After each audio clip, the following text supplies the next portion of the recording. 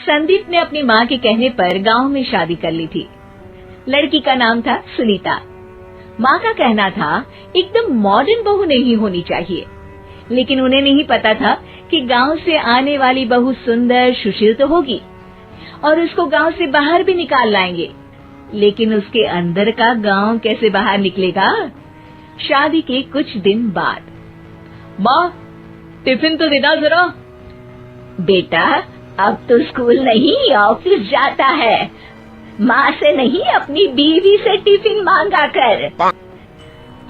Okay माँ। Sunita tiffin ले आओ। एक किलो टिफिन, इसके अंदर पिस्ता डाल दिया है। पिस्ता? पिस्ता क्यों? सास जी ने बोला था ना कि आपको पिस्ता बहुत पसंद है।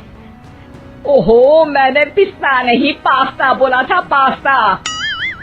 पास्ता? कहीं होता है पास्ता? अरे बेटी तू रहने दे, मैं बना दूंगी। अच्छा किया कि पाव भाजी बनाने का नहीं बोला, वरना किसी के पाव बना देती है। सुनीता को बुरा लगता है, लेकिन उसकी नादान हरकतें कम नहीं होती। ऐसे ही एक दिन, अरे तुमने ये क्या लगाया है?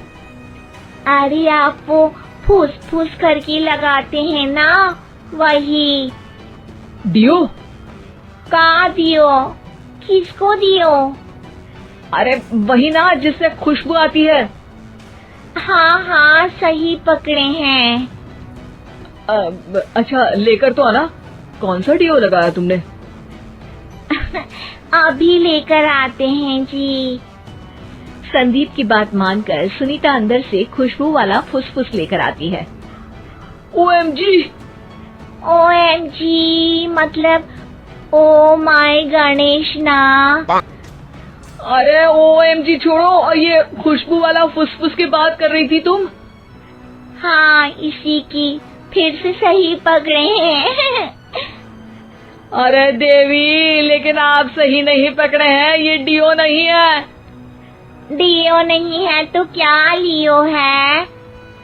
अरे ये रूम फ्रेशनर है, जिसको कमरे में छिड़कते हैं, खुद पर नहीं। कोई बात नहीं, माँ कहती थी आत्मा किराएदार है, शरीर एक किराए का कर्म। हम शरीर पे ये डाल लिए तो क्या फर्क पड़ जाएगा।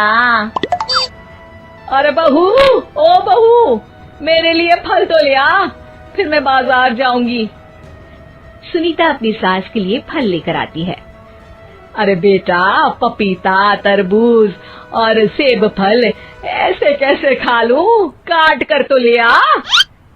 माँ जी, मेरे गांव में तो खेत से उठा के सीधा खा लेते हैं।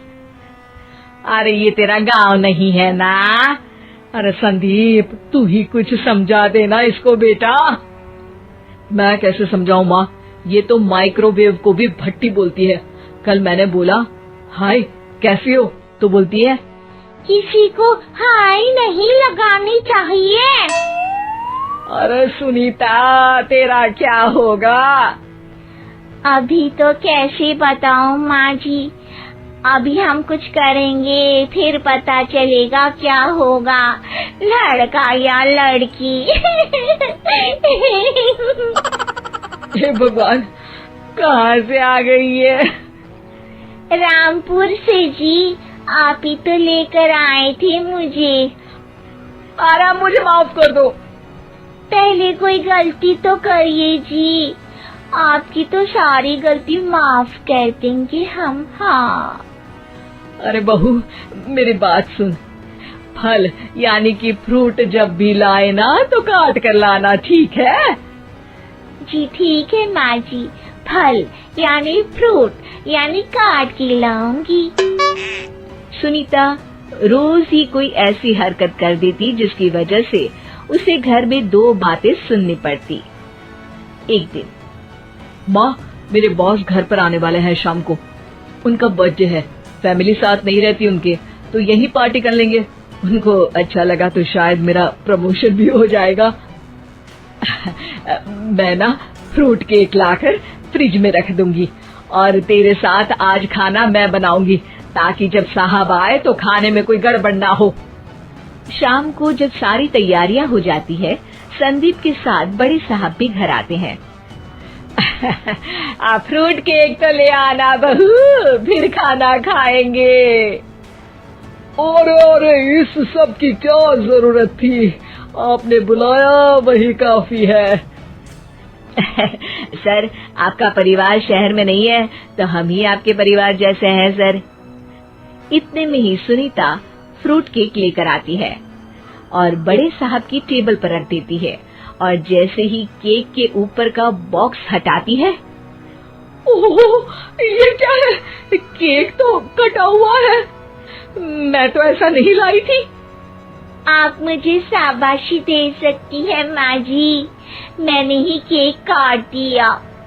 आपने कहा था ना, फल यानी फ्रूट यानी हमेशा काट के लाना, तो फ्रूट केक भी तो फ्रूट ही है ना, तो मैंने पहले ही काट लिया।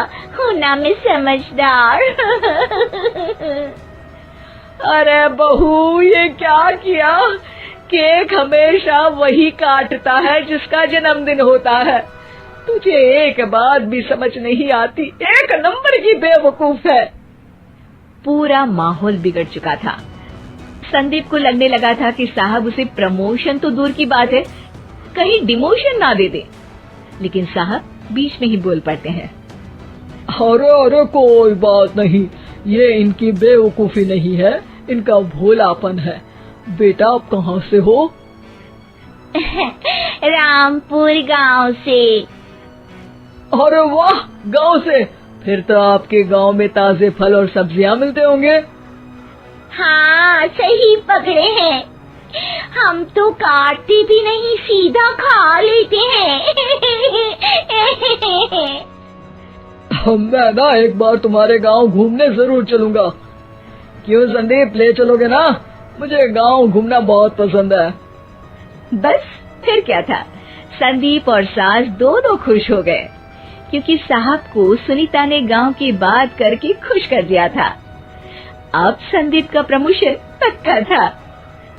शिक्षा, कभी भी किसी भी गलती पर घबराना नहीं चाहिए। हो सकता है कि उस गलती की वजह से आगे बड़ा फायदा हो जाए।